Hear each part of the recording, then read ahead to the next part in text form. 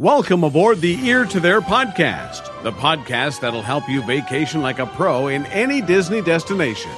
For those of you standing, please sit down and hold on throughout our journey and get ready to learn how to have the time of your life. And now, here's your host, Phil Gramlich. Hello, everybody, and welcome to the Ear to There podcast. My name is Phil Gramlich, and I am the owner and operator of Ear to There Travel, a Disney specialized travel agency. I'm here to help you vacation like a total pro in any Disney destination, including Walt Disney World, Disneyland, the Disney Cruise Line, Adventures by Disney, and Disney's Aulani Resort in Hawaii. You can find my blog, podcast, money-saving tips, or request a free no-obligation quote over at eartotheretravel.com. Thank you so much for listening, and now on with the show.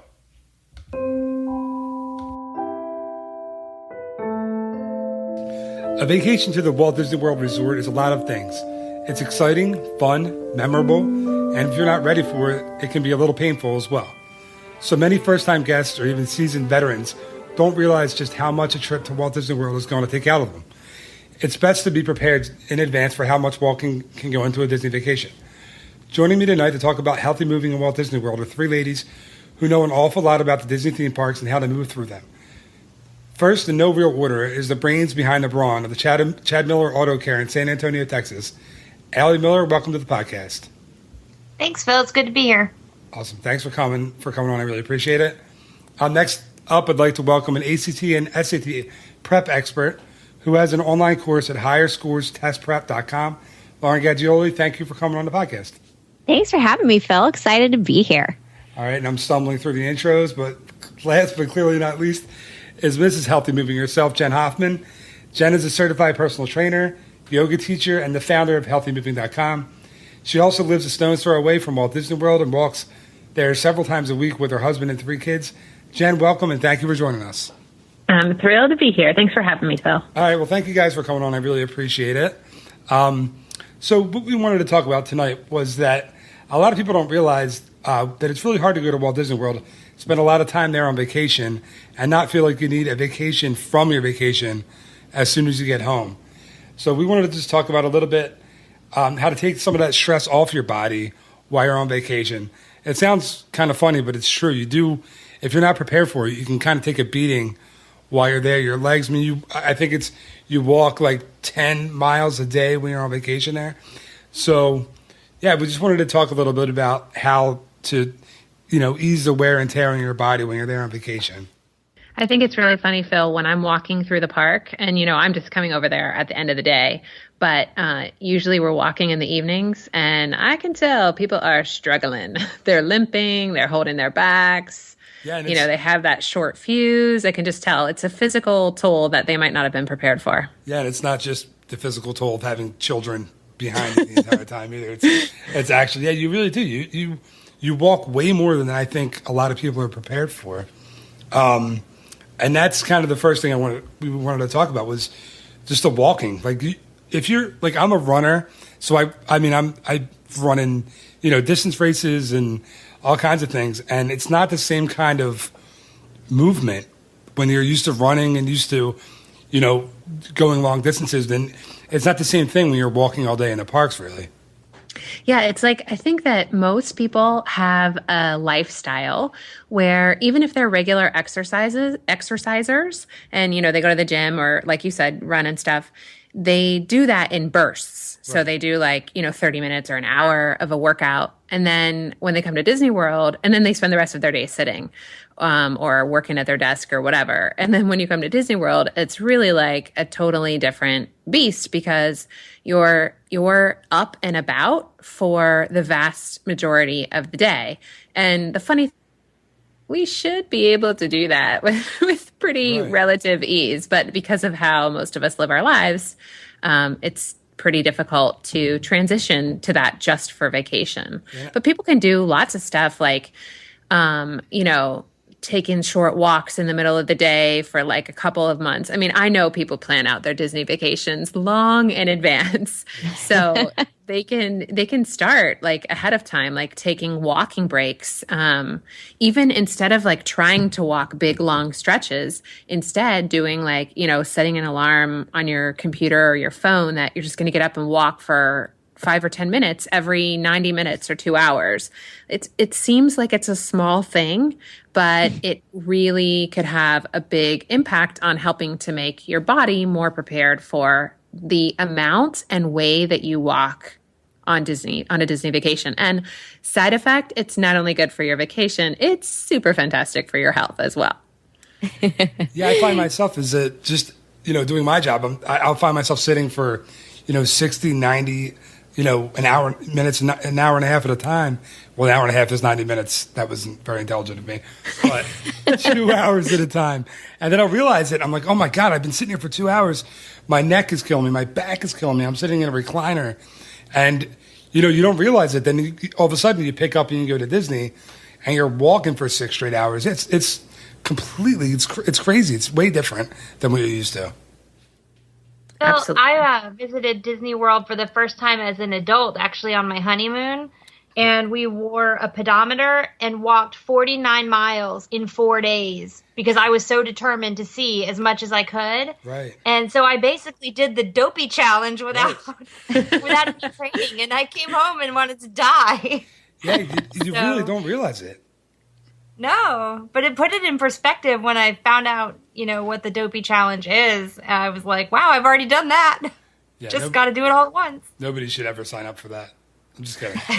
Says the guy who just finished it. Yeah, right. But yeah, so it's probably a good idea, right? To like you were saying, Jen, to get out and walk a little bit and kind of get yourself used to it, get your kids used to it.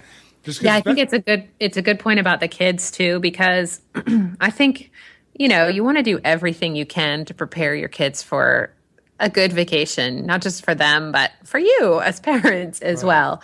And I know Disney rocks with the strollers and stuff like that, but it's also just convenient if they're more accustomed to moving around a lot throughout the day as well. Because think about it, when your body isn't feeling good, it's hard as an adult to not be cranky. It's really hard for kids.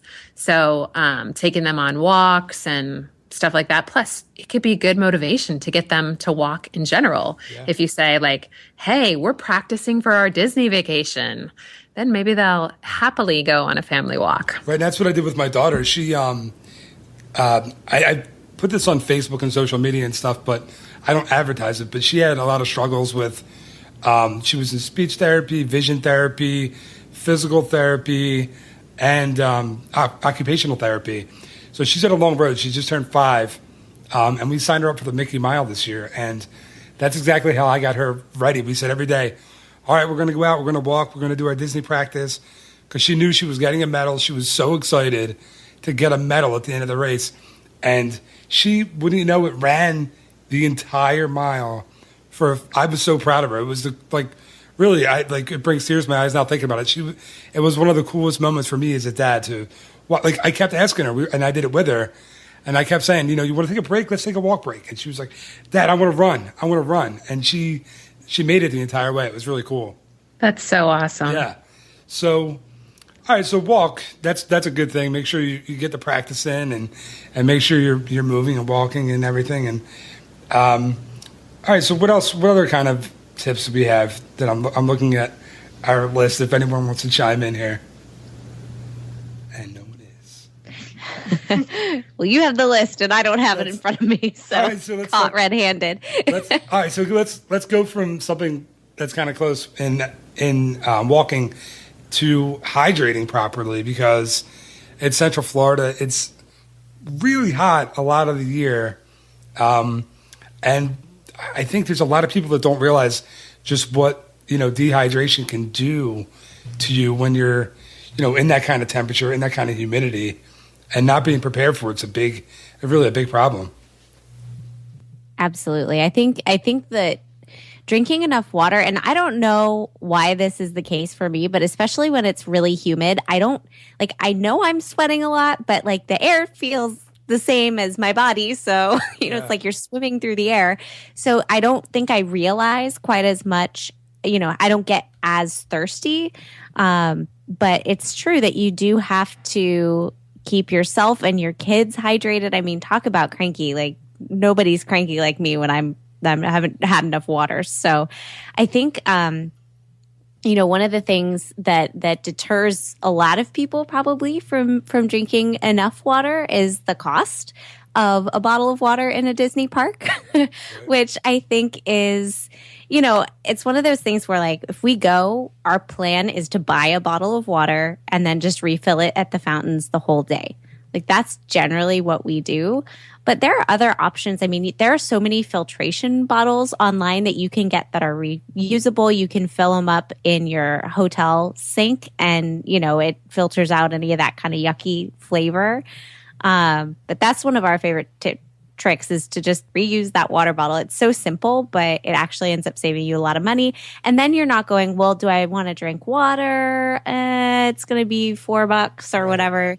You don't have that excuse anymore. And so you got to make sure you start the day hydrated, have, two bottles of water before you leave even, and then continue to hydrate all throughout the day, especially if you're drinking sugar or caffeine.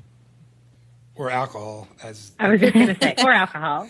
Yeah. So I'm a Disneyland girl. We don't have much alcohol in our parks, but DCA, we're all good over there. You think? I wonder if that's going to change when they open Star Wars Land with the cantina. I think it has to, right? Yeah, I think you're going to have to maybe like a Be Our Guest thing, have it like after a certain time of the night. But if you're not going to serve people blue milk and expect them that they're going to be happy with just that if they're in a Star Wars cantina, I don't think. It better taste like a White Russian or else I'm drinking it. Yeah, really. But yeah, hydration is really important. And maybe while alcohol and beer is fun to drink, it's probably maybe slip a bottle of water or two in there in between. And what's cool too is what a lot of people don't know and don't always realize is that all the Walt Disney World restaurants will give you a cup of ice water for free. It's tap water, so if you're not used to the Florida water, maybe it won't be your favorite water on the planet, but it's free and you'll stay hydrated. So that's kind of another good tip for you. And it's important to remember. Go ahead, Allie. Sorry. It's important to remember that it doesn't matter what time of the year you go. I was just there in December and I was not hot at all. And I got very, very sick actually getting on to the Tower of Terror. And I had to not ride with my friends. I went down and I got 2 bottles of water and I had drank them both before they got off the ride. And I was actually in the ride with them and had to have them stop loading and let me out because I was so ill from being dehydrated. Yikes. Oh my gosh. Yeah, so good tip. Make sure you drink a lot of water and not just beer and margaritas while you're on your vacation. Tempting though it may be. Yeah, the margaritas at, what is the little stand on Sunset and right by Tower of Terror. I always think of that place when we always stop, my wife and I'll grab a margarita on the way to Tower of Terror Rock and Roller Coaster. Probably not the best tip for the Healthy Moving podcast, but anyway. I feel like you should reverse that order. Like you should ride the rides before you do the margaritas because that seems like a recipe for disaster. Yeah, I don't want to ride with you. I'm afraid. Yeah. Jen and I will be on the sober ride. Thank you. I can handle it. I'm a man. I got it. It's no problem. You're a tank. Yeah, no problem. All 5'7" of me can handle the one margarita before the ride. So here's another one that we can talk about. When you're in the parks, one thing that has happened to me is I've gotten blisters a lot just from walking before I was a runner and before I knew, the importance of the right, socks and shoes. But shoes especially, I've seen people in flip-flops or sandals in the parks, and that's really a silly call if you're going to be doing that kind of walking. Right? I mean, I think it's really important for you to have the right kind of shoes when you're there. If you guys want to talk about that a little bit. I mean, Allie and Laura know that I am a huge proponent of minimal footwear, but you have to train your body in order to be ready to wear minimal footwear. But really, even like more than that, I see people like wearing high heels and other shoes that I just think they're not prepared. They are not aware of the amount of time they're going to have to be walking. And they probably haven't walked long distances in those shoes. So they're not sure what's going to happen. I love that episode of Modern Family where Gloria comes to Disneyland in her high heels, and at the same time, they're struggling with keeping Lily close by because she's like she wants to run. It's when the episode when they have her on the leash. Yep. And then Jay wisely at the end, he buys like Gloria the big comfy slippers, and he puts Lily the little girl in high heels so she can't run away, which is like the perfect solution to the problem. But I think it's funny because it's not just the grown-ups, and in Modern Family they were joking about it, but I know everybody likes to put their kids in the princess costumes, but those shoes that come with them, they're not great for logging a lot of miles in the park for the kids. They're plastic, those shoes. Yeah. Like they have no give, no cushioning. They're completely plastic. That's all they are. I see many fights between parents and kids. The kid is in the stroller and the parent is wanting them to put the shoes on to get out and come do something. And the kids don't want to put the shoes on. And it's like a big dramatic scene that you definitely don't want to do. So yeah, well, that's like us. That's my wife and I with our kids every day we're in the Disney parks. We have a meltdown or two. When you have twins, I think it's just kind of they're always fighting about something. It's just there's nothing you can do about it. But yeah, it is a really. By the way, I love Modern Family, and I love the Disneyland episode is one of my favorites. It's such a good one. Oh, it's such a cool, and it's a great show. But that's a great episode. Because with Phil getting sick and thinking that he's too old to do all the roller coasters and all, I love that episode. Okay, so we talked about shoes, we talked about hydration, we talked about training for the number of miles you're going to be putting in. How about something one of you guys had written is taking a break in the middle of the day. I have a feel like I know I keep talking about my kids, but with kids, I think that's especially important, to take a break, to get back to the hotel, to swim, maybe to take a nap or something. What do you guys think about that as to break up your day a little bit? Big kids are on board with that one, too. Yeah. Yep. And I think at Disney World in particular, it's much easier to do if you're staying on property. Right. I think an alternative, too, is to have little places in the parks, like to sort of plan out your day ahead of time, which at Disney World with Fast Pass system, like it's really easy to select your time that you're going to be in the park and like build your break in as a part of that process. But there are quiet little shady respites where maybe if kids want to still run around because they just have that much sugar in their system at that point, that's awesome. But I love like Fowler's Inn over by Haunted Mansion at Disneyland. DCA, the Bugs Land, is like perfect because there's this like water park. You can people watch, anywhere that there's shade and quiet and you can get off your feet a little bit and sit and relax and even just take a little mental break. I mean, I think that's so important for a place that's as loud and as stimulating as Disney is. Yeah, I mean, especially like you said, like big kids need the breaks too. And you're right, it is a lot easier to take those little breaks when you're in Walt Disney World. You can schedule the day a lot better. But it's funny you mention that with Disneyland. Like that, I'm a Walt Disney World, fan first. I worked in Walt Disney World. I did a college program there, but Disneyland might be Main Street in Disneyland might be my favorite place on the entire planet. I've been there twice in the last year. I love it. And you're right. There are so many little like nooks and crannies of Disneyland where you can sit and take a break. I think it was designed a little bit better that way, where there are like little, especially if you're a local and you know the spots where you can go, there are so many little spots where you can just sit, grab, a bottle of water, or Powerade or soda or whatever you want and just relax for a little while. It's such a cool park, and I think it's a lot more mellow than Magic Kingdom or Walt Disney World. It doesn't have like that we got to go feeling. I guess maybe that's because of all the locals that it does have. But it feels different. You know what I mean? Absolutely. Yeah, it's a bit more laid back.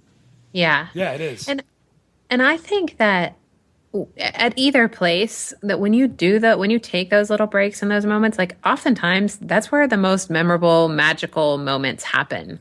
When you're not like, when you're a family of ducks walks by and your kids just feed the ducks, or I guess you're not supposed to feed the ducks, but the kids just watch the ducks like a baby duck for a little while. Like those kind of moments are like, if you're rushing through your day, not only are you physically taxing your body, but I think sometimes we feel that physical strain because mentally we just push too hard as well.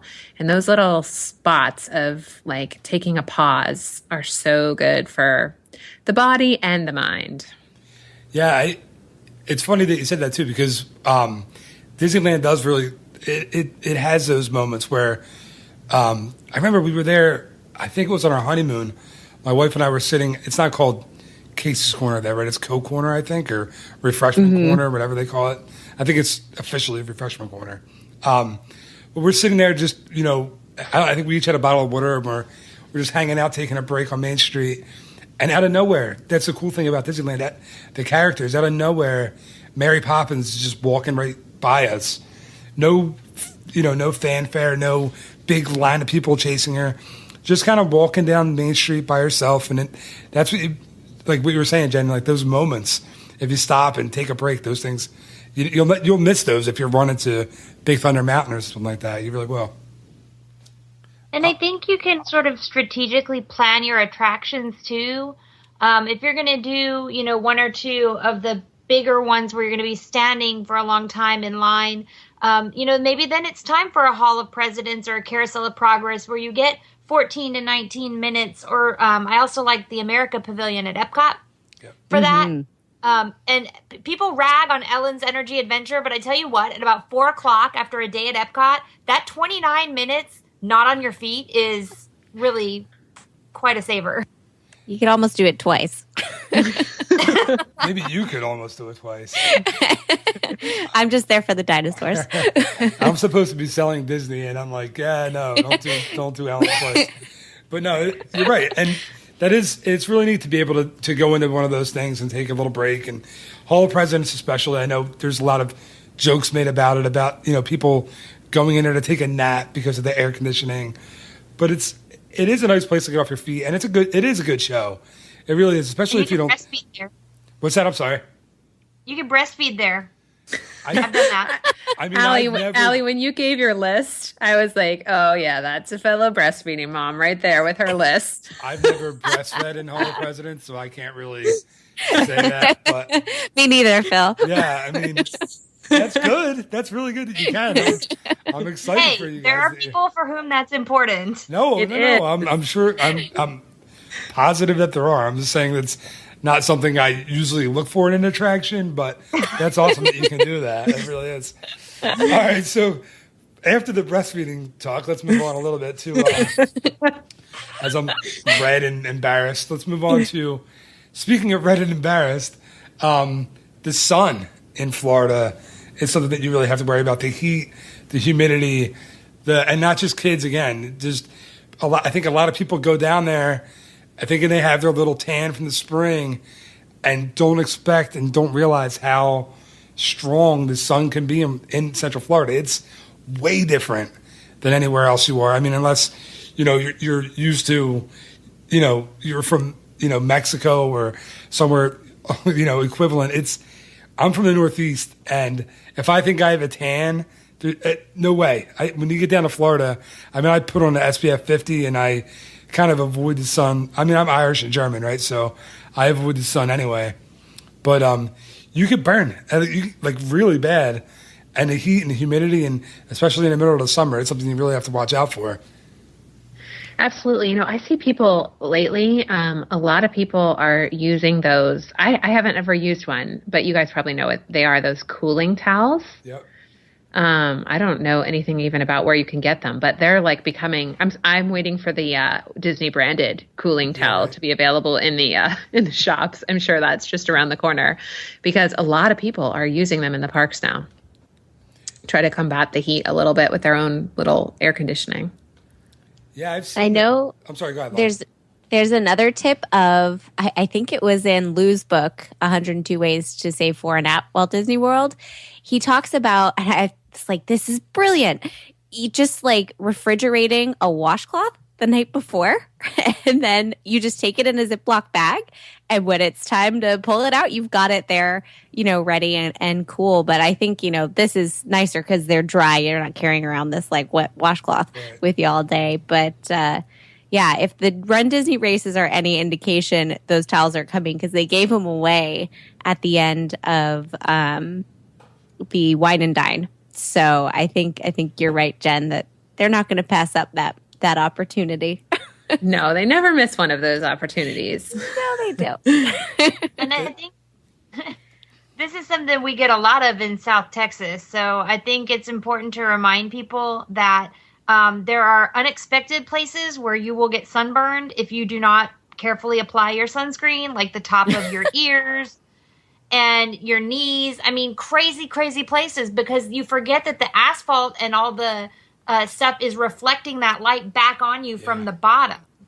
Yeah, the back of the knees. That's the worst place to get the sunburn. Top of the feet. Oh, man. See, I'm a sneaker guy. I don't think my wife's even seen my feet. So I have never gotten sunburn on the top of my feet. But I know I've gotten it on the back of the knees after a race. And, oh, my God, it's the worst because you can't even sit down. Walking hurts.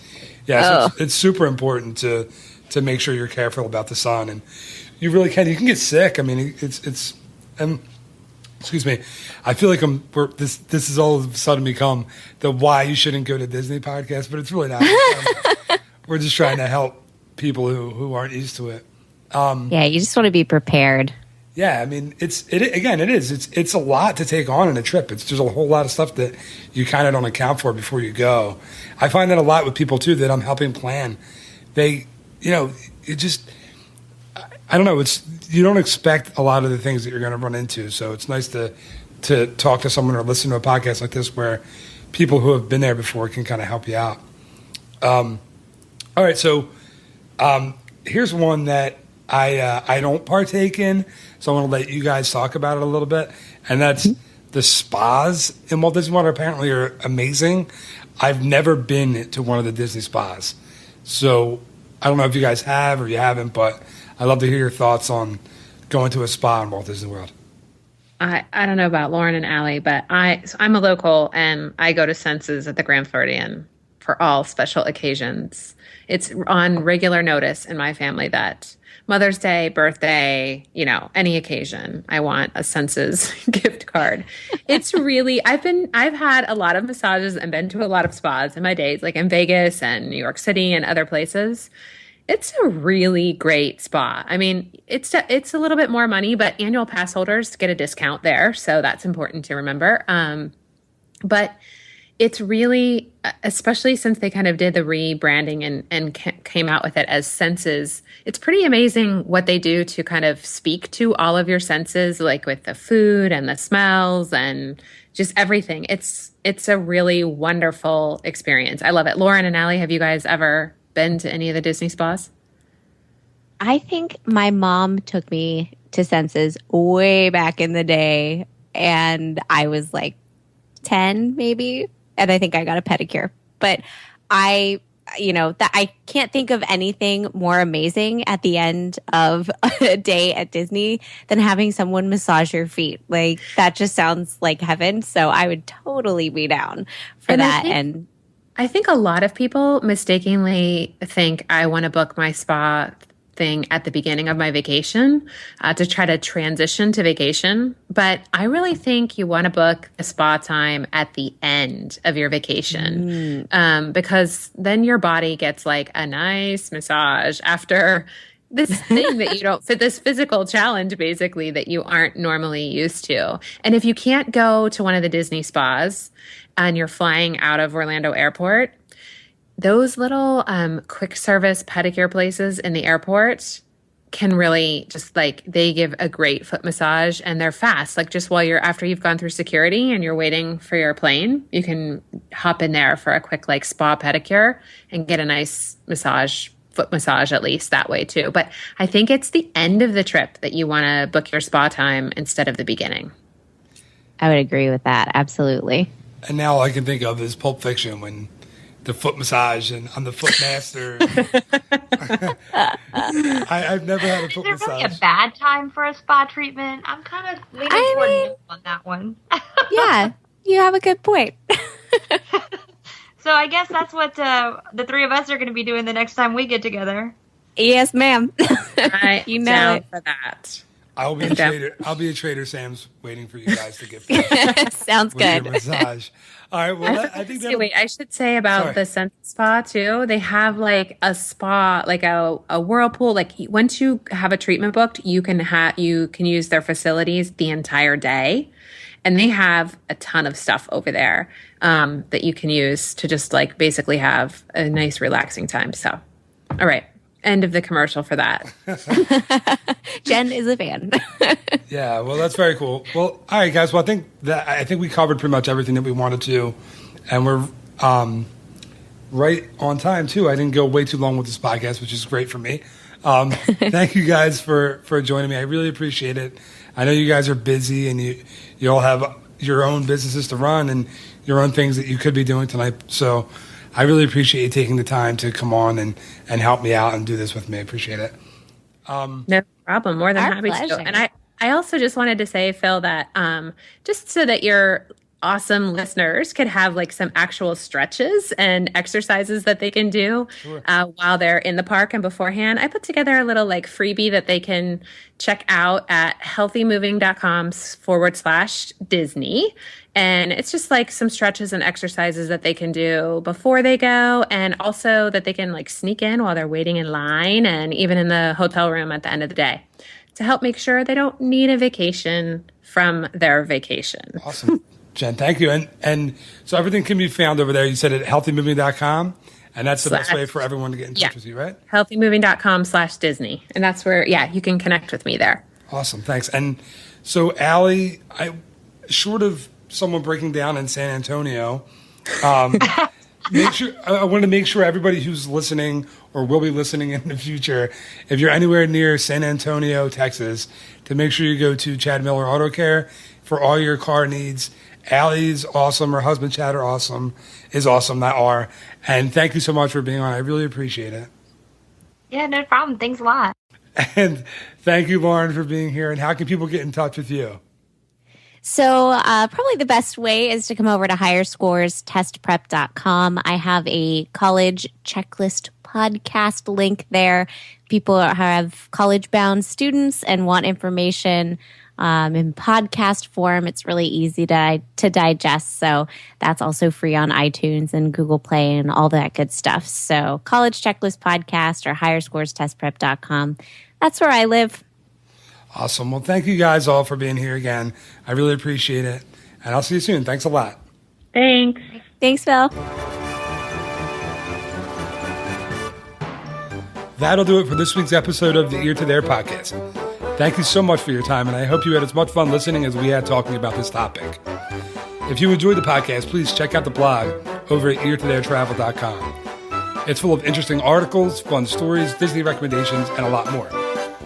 You can also head over there to request your free, no-obligation quote for your Disney vacation. I'd love to help you plan your next trip to any Disney destination, and remember, my services are always free of charge. Thanks again for listening, and watch out next week for the newest episode of the Ear to There podcast. Have a great week. Bye-bye.